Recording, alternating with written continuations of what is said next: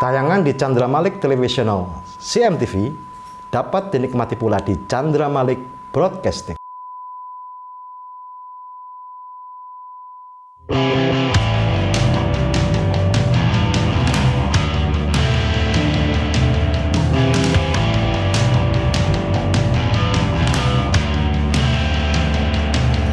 Di belakang panggung ada tulang punggung, dari belakang layar menyalakan gebiar. Jumpa lagi dalam program Punggung Panggung CMTV Chandra Malik Televisional on YouTube channel.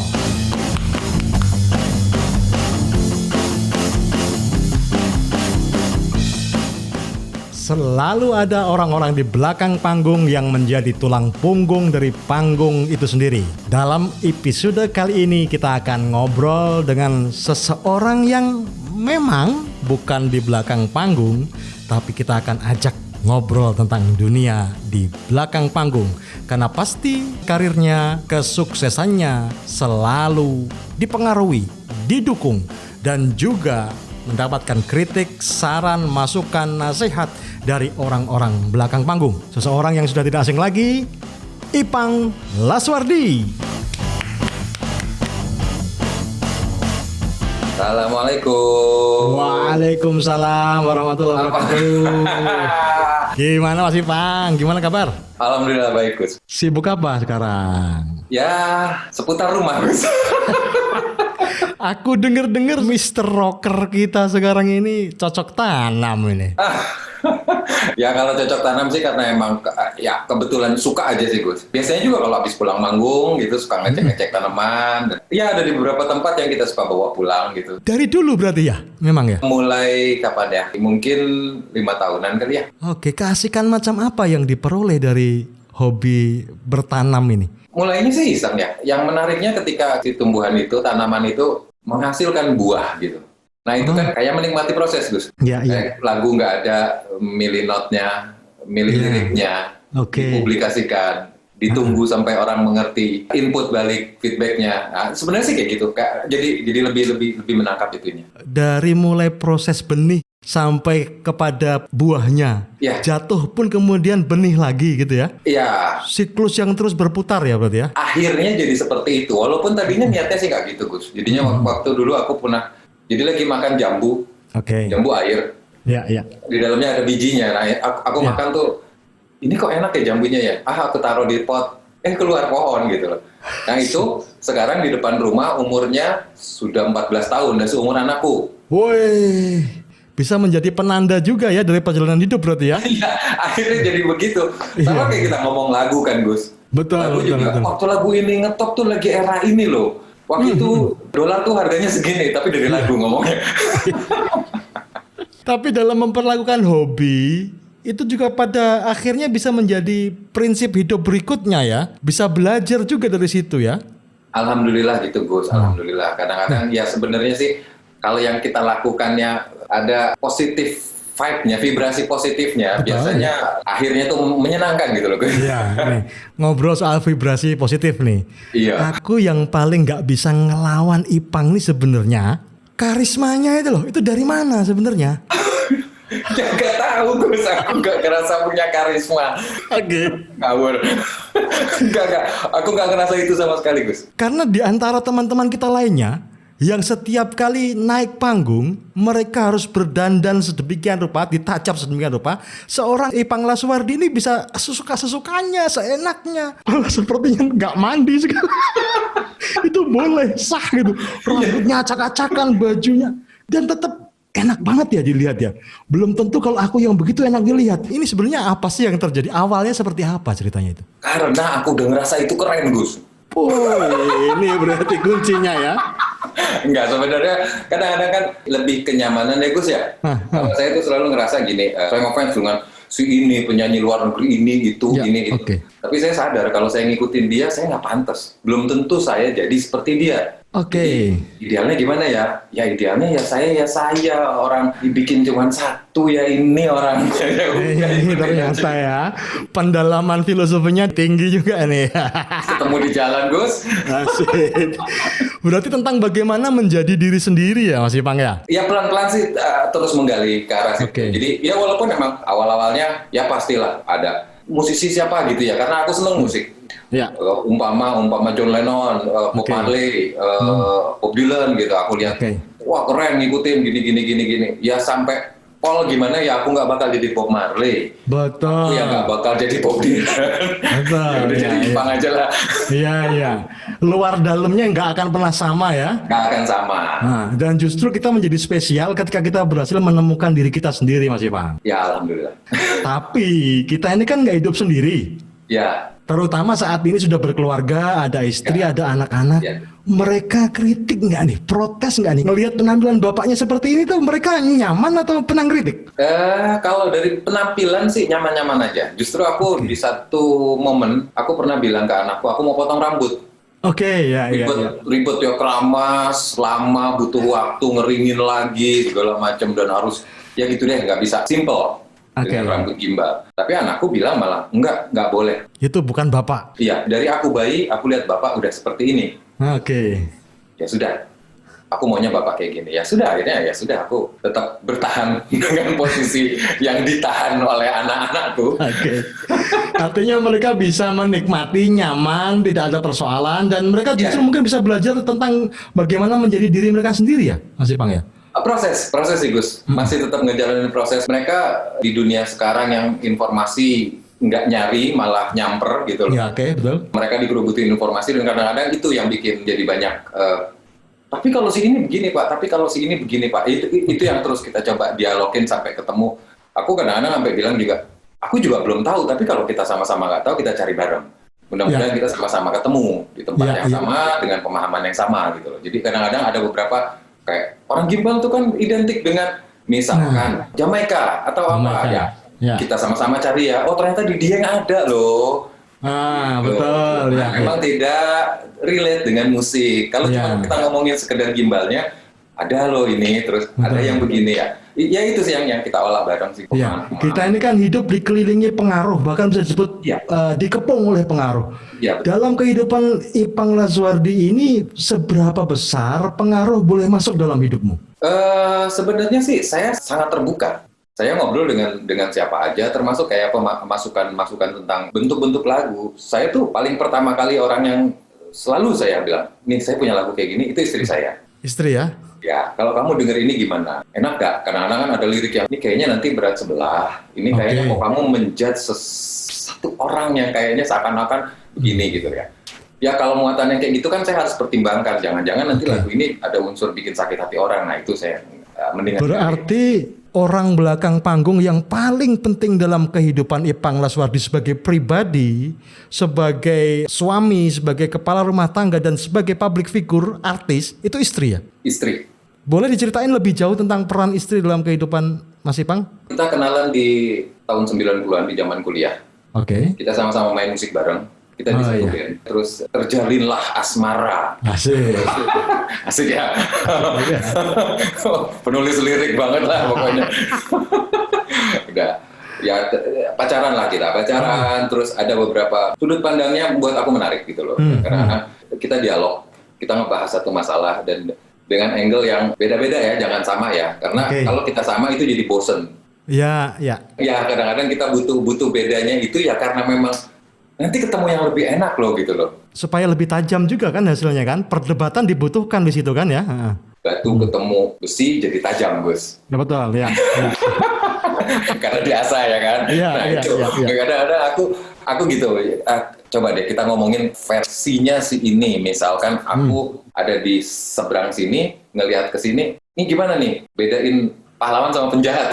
Oke, iya. Artinya kan gitu Gus. Kalau dari versi, loh kalau aku ngerasa ini, ya itu pahlawan aku. Tapi ini kok dari sisi kamu jadi penjahat gitu. Ya, kadang-kadang gitu seru dialog kayak gitu. Karena kebiasaan dialog seperti itu. Aku punya depend, aku punya ketergantungan. Tapi ini berantem kreatifnya dengan orang-orang yang sama-sama memiliki latar belakang musik. Pernah satu band bahkan. Ya, Ada nggak tokoh lain di kehidupan Ipang Laswardi yang awam atau yang bisa mengawamkan diri menggunakan pendengaran ya penikmat musik yang tanpa latar belakang yang mumpuni lah? ingat saya kayaknya nggak ada deh Gus. Oke. Aku tidak pernah mencoba dialog dengan yang seperti Gus Chandra bilang. Jadi artinya mungkin ada penilaian itu, tapi nggak nyampe ke aku gitu loh. Oke, Tapi kalau oke. emang untuk yang di kalangan aku dekat, enggak, karena semua kayak ngomong musik produser, manajer saya saat ini, dan player-player yang ada yang selalu main bareng dengan saya itu rata-rata Pasti punya latar belakang ya. latar belakang musiknya buat saya menarik. Makanya kita Oke. jadi sebuah koloni akhirnya. Pernah nggak sampai berantem kreatifnya nih menjadikan Ipang ngambek kreatif? Jadi nggak bisa lagi terima itu karena mempertahankan prinsip tertentu, pada akhirnya stuck dan ya jalan keluarnya akan bisa diperoleh beberapa waktu yang cukup lama. Oh pasti pernah. Oke. Masing-masing akan begitu. Masing-masing ya, kalau saya kadang-kadang ngelihat susahnya kumpul seniman itu akhirnya gitu. Ada keyakinan yang tidak bisa diganggu gitu loh. Iya, Jadi kadang-kadang iya. enggak, kalau gue sih di sini harus do gitu loh. Oh, Iya, enggak, iya. ini mie yang masuk gitu loh. Oh, ya udah kita nggak usah terusin aja dulu gitu loh. Iya. Tapi kadang-kadang memang penyelesaiannya ya sudah, kita tidak lanjut dulu di kasus itu. Di kasus itu kita nggak lanjut, kita skip, kita loncat Oke. lagi di tempat yang lain. Tapi kadang-kadang yang menariknya dari beberapa tahun berjalan, kayak kemarin gitu, karena akhirnya lagi banyak waktu, kita periksa file, kita sharing lagi lewat grup chat segala macam. Ya. Ini lagu ini kita pernah nulis, kita pernah bikin lagu ini, gila juga ya angle-nya ya. Padahal waktu itu diberantemin lagu itu juga. Iya. Nah, ketika sudah lahir lagu ini, sudah rilis, Ya. apa yang bisa dibayangkan atau diharapkan oleh seorang Ipang Laswardi ketika lagunya menemukan takdirnya sendiri yang bisa di luar ekspektasi? Ya pertama bersyukur ya Gus ya. Maksudnya Oke. gini, apresiasi itu nilai tertinggi buat saya gitu loh. Ketika orang menikmati, orang bisa beda-beda. Ada bisa terbawa dalam arti nggak selalu sedih. Bisa nemenin dia jogetan, bisa Oke, dia nemenin ya. lupa masalahnya. Oke. Itu buat saya manfaat. Jadi saya rasa apa yang udah saya kerjakan itu manfaat dan dapat apresiasi. Input balik ke sayanya itu vibrasinya baik sekali. Dan mungkin tidak selalu menyangka bahwa karya kita ini mempengaruhi hidup seseorang ya. Wah, nggak pernah tahu, Gus. Kalau itu saya sendiri kadang-kadang mau bikin lagu aja nggak tahu mulainya di mana. Nah, ceritain dong proses kreatifnya sebuah lagu dari Ipang Laswardi. Bagaimana lagu itu dituliskan gitu? Prosesnya seperti apa? Penemuan idenya kayak apa? Atau masing-masing berbeda? Penyusunan liriknya seperti apa? Pasti sesuai dengan karakter masing-masing ya. Setiap songwriter, kalau menurut aku, pasti dengan angle-angle yang menarik. Karena gini, aku pun kalau setiap kali aku menulis lagu, yang paling pertama aku cari hooknya dulu, temanya dulu. Oke. Apa yang mau ditulis, jangan lari dari situ. Ya. Jadi kayak misalkan single yang paling baru drama gitu ya. Drama. Ya udah seputar drama tuh apa aja sih? Itemnya tuh apa aja? Ini. Berarti ada skrip, ada si pelakon dengan karakternya yang seperti ini, dia harus memerankan yang seperti ini, entah pura-pura, entah jujur atau nah. Ya udah, itu yang aku olah betul-betul.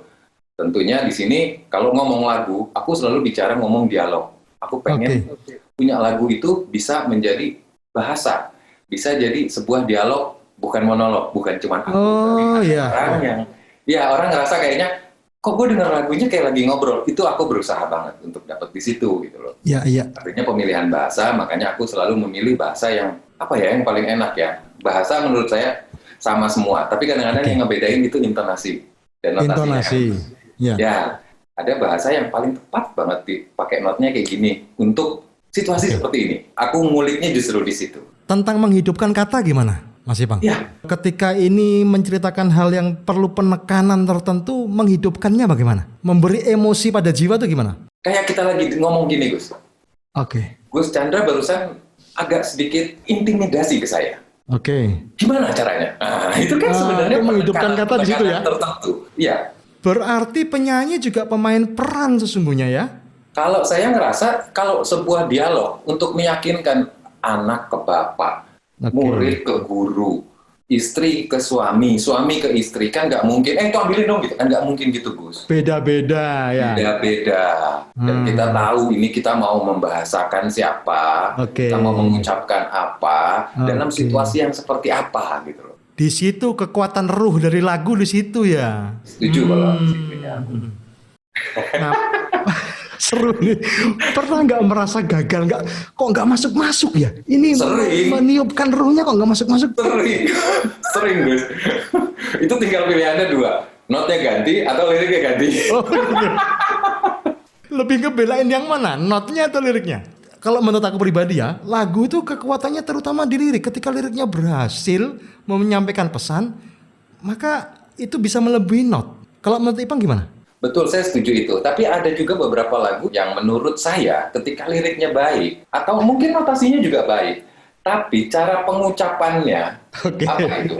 Nah, itu yang akhirnya jadi gagal nih orang gitu. Kayak ngerasa gitu. Artikulasinya penting. Gus, iya betul. Itunya oke. yang kadang-kadang gagal. Kurang, Nah, misalkan ketika- kalau dia pengen bikin kalimat yang meyakinkan, orang jadi tidak teryakini dengan itu gitu. Ini kalau di dunia kepenulisan kreatif, kadang-kadang kita penulis itu kan mengalami writing block, Iya, mampat. betul. Nah, ketika begitu, apa yang dilakukan Mas Ipang? Aku tinggal. Tinggal.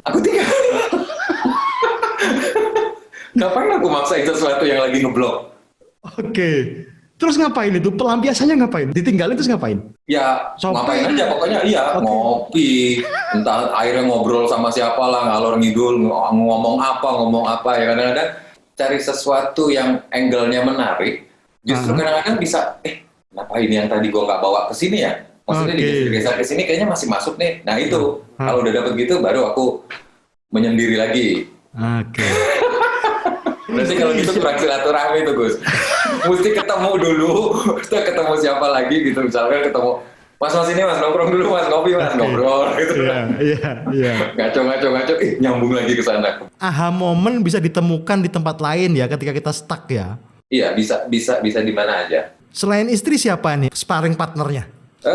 Musik produser pasti ya. Kalau belakangan ini banyak sama Dede Kumala tuh sampai kita ngobrolin tentang masalah. Enggak, gue belum ketemu nih untuk not ini, untuk part ini yang pendek segini, notasinya tuh harus lebih nembak. Misalkan Dede bilang gitu, harus lebih punch, pap sekali dengan kalimat yang lebih lantang. Jadi penekanannya di sini. Wah itu aku ngorek-ngorek lagi tuh. Ngerubah not lagi, ngerubah kalimat yang simpel sedikit tapi langsung nampol bahasanya gitu lah. Karena ini cuma pendek nih, cuma segini. Kita cuma punya part dari detik yang kesekian, berarti nggak mungkin 1 menit. Nah itu harus dapat kaitnya kailnya itu. Iya. Pernah nggak ketika menciptakan lagu, merasa lagu ini sudah sangat kuat hanya dengan gitar bolong akustikan? Oh iya. Nggak boleh dimasukin apapun lagi. Walaupun mungkin orang-orang sekitar Mas Ipang, wah ini tambahin. Enggak, gue bilang ini cuma gitar doang. Pernah ya? pernah ngerasa udah enggak. Ya. Ini emang takdirnya dia segini. Oke. Kadang kan gitu, gemesnya gini. Ada pertimbangan kayak misalkan udah akustikan nih, udah kita jaga strummingnya. Aku tuh ngerasa nafasnya itu harus benar ketika main akustik. Oke. Jauh lebih susah daripada main full band. Kalau full band, ya napas separuh-separuh yang gitu-gitu kita masih akal-akalin. Tapi kalau akustik, ketika makin smooth, makin susah ngatur napasnya. Iya. Nah, begitu itu kita udah setengah mati ngejagain itu, ada tambahan, enggak ini pakai string aja, lu nggak tahu gua ngisi ini udah nggak mau. Oke. Itu berani bela mati-matian ya? Ya maksudnya ada argumentasi yang sangat masuk akal. Gitu. Ini kalau Mas Ipang bisa menerangkan sedikit lah peran teman-teman di belakang panggung, karena mereka sesungguhnya adalah tulang punggung dari panggung itu sendiri. Itu seperti apa? Penting. Kadang gini, alhamdulillah di perjalanan ini akhirnya terjadi komposisi gitu, Gus. Ada teman-teman produksi yang sudah memposisikan, udah Om lu slow aja dulu, gue ke panggung, gue cek, kalau udah beres, lu datang. Kadang-kadang itu sangat membantu dan itu saya respect sekali dengan teman-teman yang support banget. Artinya gini, kadang-kadang ada beberapa jadwal yang kita udah sangat rapet gitu, udah berapa hari pindah kota misalkan sehari-hari, berarti tidur kurang. Dan senjatanya penyanyi, moodnya cukup tidur. Karena kalau kurang tidur pasti suara hilang, PD pasti turun. Jika PD turun, performnya tidak maksimal. Nah, sangat ngebantu itu ya teman-teman produksi. Selalu kadang-kadang mengkondisikan, walaupun kita sama-sama kurang tidur, tapi dia yang pasang badan duluan. Gua ke panggung, lu masuk hotel, lu istirahat. Di sana beres, gua telepon. Kalau nggak ada apa-apa, lu nggak usah datang. Oke, penting banget berarti mereka ya. pahlawan.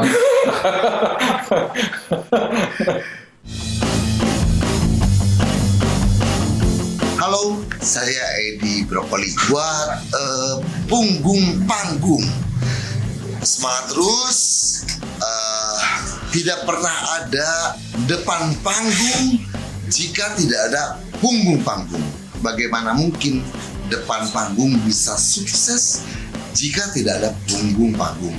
Punggung panggung ini luar biasa ya, panjang, lengkap, luas, dari sound, lighting, kemudian jam set, rigging, kru, banyak banget unsurnya. Nah, ini punggung panggung ini mungkin tidak banyak terekspos, tapi kita tidak boleh melupakan teman-teman punggung panggung ini. Jujur buat saya ada di depan panggung. Tidak pernah ada Edi Brokoli dengan kesuksesannya menjadi MC, menjadi pembawa acara, menjadi host untuk sebuah event. Tidak akan pernah ada band apapun yang sukses di depan layar, di depan panggung, tanpa teman-teman yang mendukung di belakang panggung yang tidak pernah mungkin tersebutkan, terekspos, termention satu persatu dari berbagai unsur. Sukses buat kalian semua. Tuhan memberkati, Tuhan melindungi. Respect setinggi-tingginya buat teman-teman di punggung panggung, di belakang panggung, untuk kesuksesan sebuah event, sebuah acara, sebuah program, sebuah pertunjukan teman-teman yang ada di panggung. Semoga teman-teman semuanya selalu diberi kesehatan, diberi kekuatan, diberi perlindungan dalam menghadapi mungkin beberapa waktu belakangan ini sedikit berat, tapi semoga semuanya segera terlalu. Amin, amin, amin. All the best. Mereka berjuang agar kita menang. Mereka berjuang agar kita senang. Berbagi peranan dalam pertunjukan, menjadi terdepan meski tanpa sorotan. Di belakang panggung ada tulang punggung.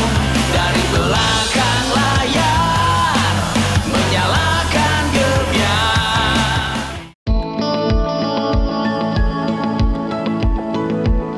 Jarum coklat saat tepat, saat melepas gundah hati. Hanyut dibuai rasa tak senang mengenang hati puas.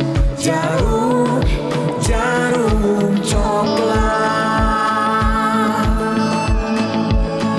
Saat santai larut dalam malam, Suasana seimbang tepat. jadi nikmat. Jarum coklat.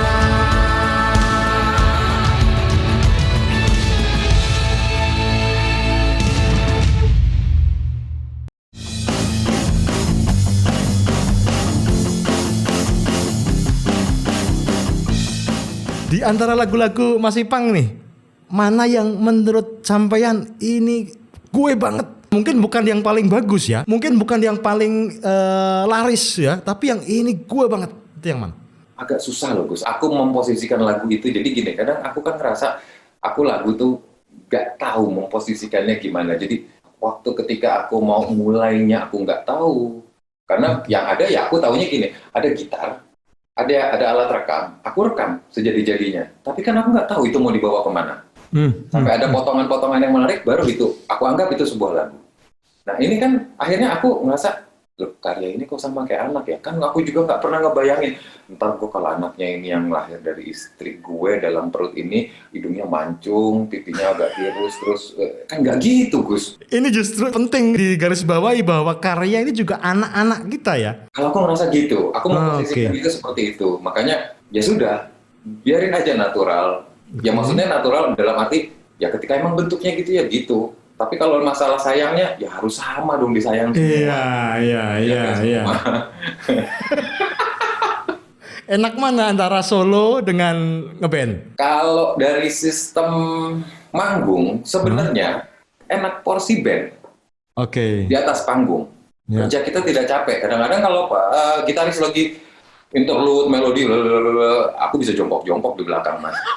Yang ini lagi ini. Tapi kalau soal bayaran lain mas. Oke, iya.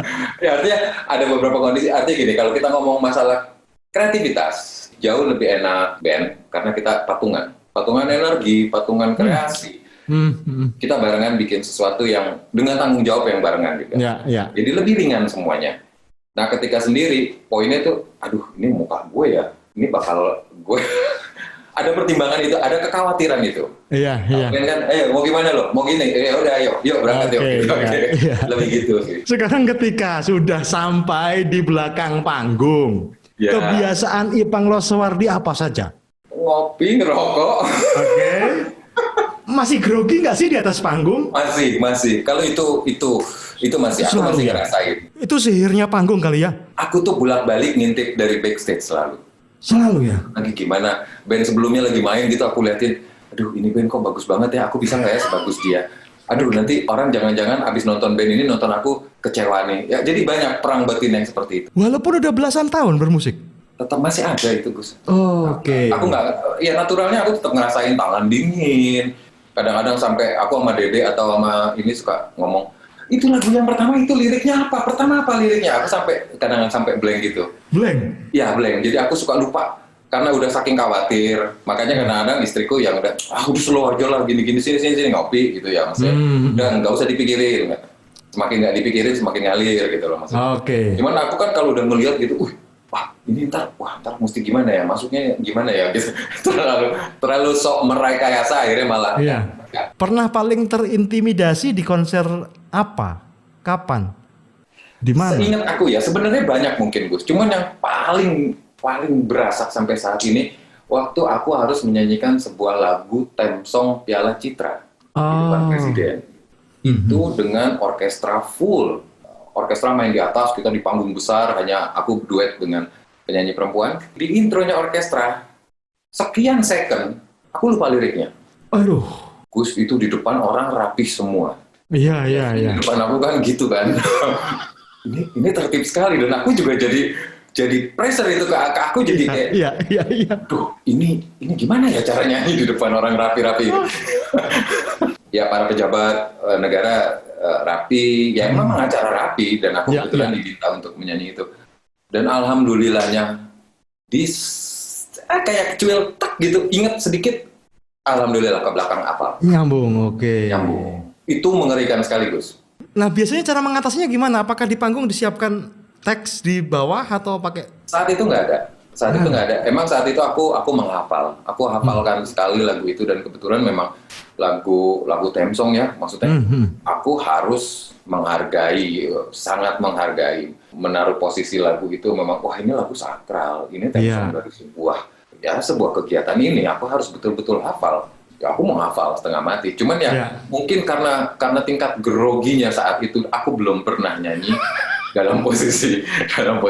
Biasanya kan ada bang itu, bang, ini bang, lagu. Biasanya kan gitu, Gus. Kalau kayak gitu aku kan tos dulu, yes, oke, berat. Iya, ntar gue mainin yang ini. Kan biasanya gitu. Ini kan, waduh, ini gimana gue diri salah nggak ya gitu. Ya itu sih sebenarnya yang bikin. Iya.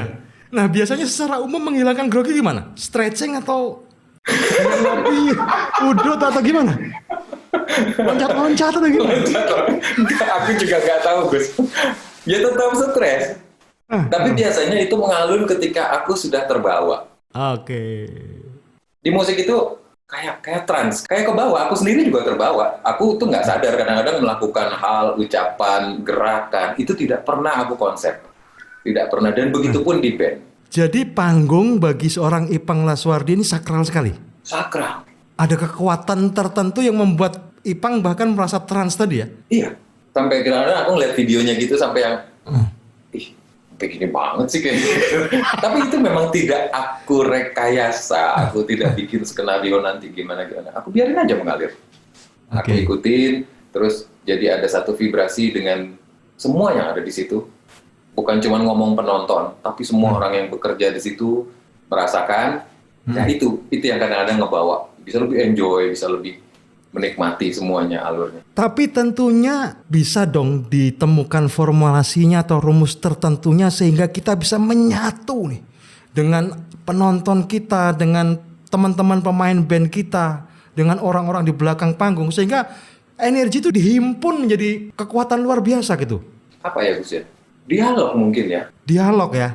Karena ketika kita bahasa kerennya kalau sampai miskom itu kan pasti berantem. Oke. Jangan sampai si kokomnya itu jangan sampai miss. jadi tetap nyambung. Begitu juga ke penonton. Artinya gitu kan, ketika kita coba lebih menghargai juga kita apa kabar gitu, ya kita ngobrol akhirnya itu jadi lebur, jadi lebih akrab. Artinya kesakralan panggung bukan hanya milik performer, bukan hanya milik si penyanyi, tapi milik semua, harus dilibatkan semua ya. Bahkan sampai yang diriin panggungnya itu loh Mas. Oke, ini ya. Kalau lagi kosong, lagi itu kan aku suka kan lihat-lihat yang ada beberapa pekerja yang suka tidur di kolong panggung. Betul, ya. Kadang-kadang dia lagi ngopi, ya aku suka iseng aja ngobrolin dari jam berapa tadi masang Mas atau apa. Ya maksudnya aku biar tahu aja, aku bisa berempati seperti apa kerjaan. Itu dilakukan sama Ipang ya? Aku berkali-kali kalau emang lagi ngapain ya, boring nih di belakang panggung nungguin masih band kesekian tapi kita udah standby. Ya udah aku masuk aja ke kolong panggung, aku lihat konstruksinya, terus kadang alat yang tidur atau ngopi-ngopi main kartu, ya aku ikutan suka karena aku tanya. Artinya sebenarnya posisi sebagai public figure, sebagai penyanyi seharusnya tidak menghalangi kita berdialog dengan sesama manusia ya. Kadang kan kalau kita kepikir gini Gus, kalau dia mau jahil aja satu baut dicopot kita di atas roboh itu. Iya. Saat itu keamanan kita ada sama mereka. Iya, lu mau nyanyi bagus kayak apa kalau soundman-nya sebel ya? Iya, kalau panggungnya rubuh lo mau gaya-gayaan mau nggak jadi keren lo. Iya. Satu lagi nih, fans. Ya. Fans bagi Ipang perannya apa? Dan harus bagaimana kita berinteraksi, berdialog dengan fans? Kalau secara personal saya sendiri mungkin tidak pernah punya fanbase. Oke. Karena ketika ada orang ngomong fans ya itu haknya dia, tapi saya tidak menganggap itu fans. Ketika memang ada performer dan ada penonton, itu kodrat buat saya. Ya pasti begitu. Saya pun juga pernah ada di posisi penonton dan saya nonton siapa. Jadi kadang-kadang ini bukan masalah fans dengan yang di fans nih.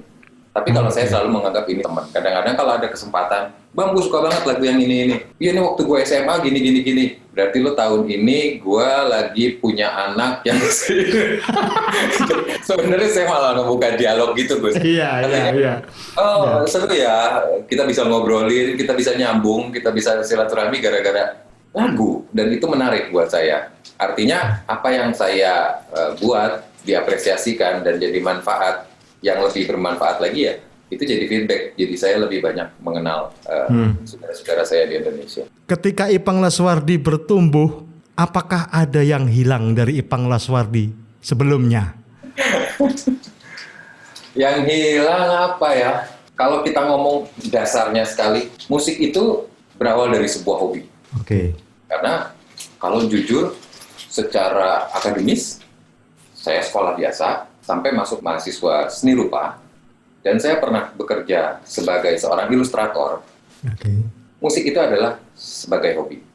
Nah, kalau ditanyain apa yang hilang, hobi saya hilang. Sekarang jadi profesi. Kalau bisa diceritakan nih, kira-kira dalam 3 atau 4 kalimat, Plastik Band itu kayak apa? Menurut Ipang? Amazing. BIP? Sekolah. Ipang Laswardi saat ini? Bapaknya anak-anak, suaminya istriku. Oke. Salam hangat untuk keluarga, semoga sehat walafiat selalu dan terus berproses berkarya menjadi seorang Ipang Laswardi yang tidak tergantikan dan menjadi khasanah musik Indonesia. Terima kasih Ipang Laswardi. Oke, kita telah belajar banyak dari seorang Ipang Laswardi tentang bagaimana dia berproses kreatif dan mengapresiasi dunia di belakang panggung. Karena ternyata kesakralan panggung bukan hanya bagi si performer, bagi para petampil di atas panggung, melainkan milik seluruh elemennya, baik itu penyanyi, pemain band, penonton, dan orang-orang di belakang panggung yang menjadi tulang punggung dari panggung itu sendiri. Jumpa lagi dalam kesempatan berikutnya, episode berikutnya dalam Punggung Panggung CMTV. Assalamualaikum warahmatullahi wabarakatuh. Assalamualaikum warahmatullahi wabarakatuh. Atur nuhun.